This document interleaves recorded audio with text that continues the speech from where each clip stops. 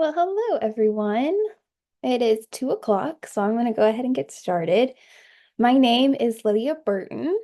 Just a little bit about me is I completed my practicum as an employee-based practicum, and it was in the child welfare system setting as a foster care case manager for a private provider here in Tennessee. So that's just a little bit about me, a little bit of background before I dive in to my self-care vision board. Let me share my screen real quick.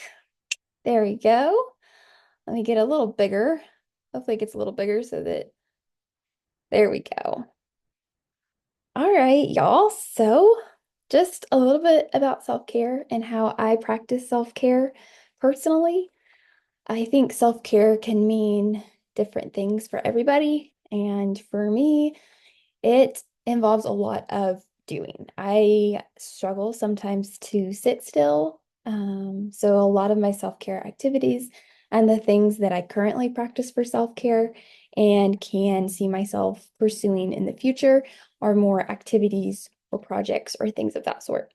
However, that's not to say that I don't every now and then practice self-care by binging a Netflix show, because I sure do. So let's just start it here in this corner.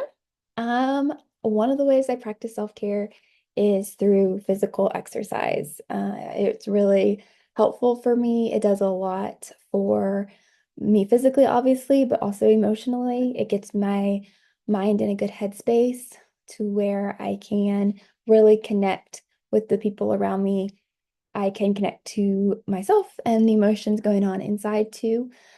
So one of my favorite ways to do that is through running. I ran cross country and track in middle school and high school, so I think that's why it is a way that I really can still practice self-care even now in adulthood. So running is one of the big ones, especially when I can be out on the trails doing trail running, being outdoors, fresh air, all the things, sunshine. It does wonderful things. Another area that it's somewhat more physically but impacts me mentally is just fueling my body with healthy foods and being mindful of that and mindful of what I'm putting in my body. So I notice a big difference. My mental space, when I'm eating good food or and taking the time to maybe cook a meal versus eating fast food all the time, which can be hard in social work and jobs. We're a lot of times on the road. We're in stressful situations. Sometimes we like to treat ourselves with food, which we should, but a healthy balance is always great. So for me, that's how I found that it's a form of self-care is just taking time to fix some foods, pack my lunches for the day, that type of thing. And cooking it in itself is somewhat of a self-care activity for me. You see here some journaling pages. I love journaling. It's a great way for me to process. I'm a very much an internal thinker and process things internally. And so once I do that, it can get crowded up there and I need a way to get it out. And so because I'm not so much a verbal processor per se, just writing things down, even if it makes no sense, it feels like I'm making headway and getting things out of my mind. So that's the way I practice self-care. My family is a huge part of my life, and I love spending time with them.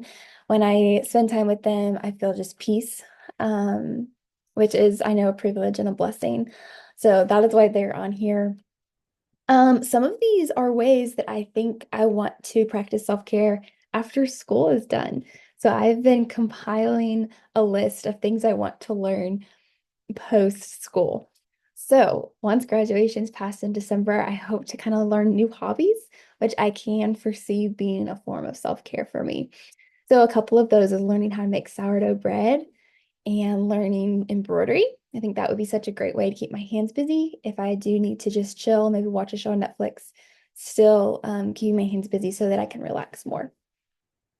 Um, I love to read currently and drink a nice warm cup of coffee is a way I practice self-care and just taking a moment of peace and kind of, I guess, a form of escape with reading a fictional novel. My favorite is historical fiction, and I love to do this in this little chair here that I have in my bedroom.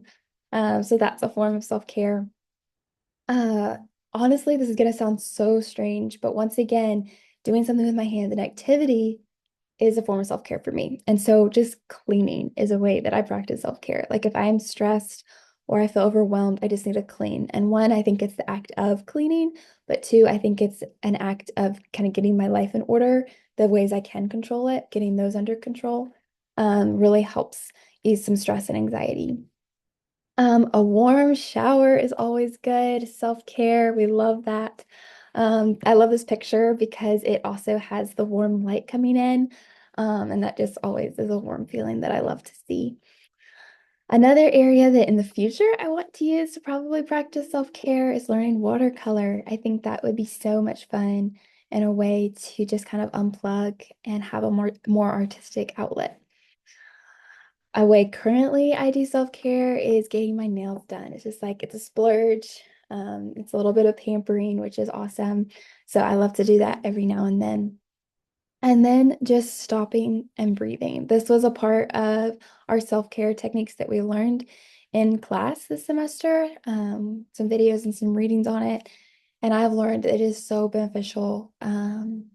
Currently in my season of school and work and all the things, but I know it's going to go with me through to after school and while I'm in the workforce full time too. I saw something where someone was saying like when you hop in your car after the office, before you go on with the rest of your day, just stopping, having peace, don't start music immediately, and just breathe some breaths and be still for just a few seconds and then going on about your day. So I found that to be super helpful and super beneficial. And the same before going into office. Like if I'm listening to music or an audiobook on my way to the office, when I pull in, I pause that, I take a minute, take some deep breaths, enjoy the quiet, and then go on into the office and start my day. So that is a way that has proven to be really helpful in self-care in this season of school and work and life and all the things. So I know that a lot of these are more unique forms of self-care. They're not maybe your typical, but like I said, I truly believe self-care is different for everyone and it means something different for everyone. So I'm super excited to get to watch everyone else's videos too, and just to learn more about y'all, of how y'all practice self-care, and what self-care means to you and how you unplug after a busy day of work and school and all the things. So thank you guys for listening. I hope you enjoyed hearing a little bit of how I take care of myself.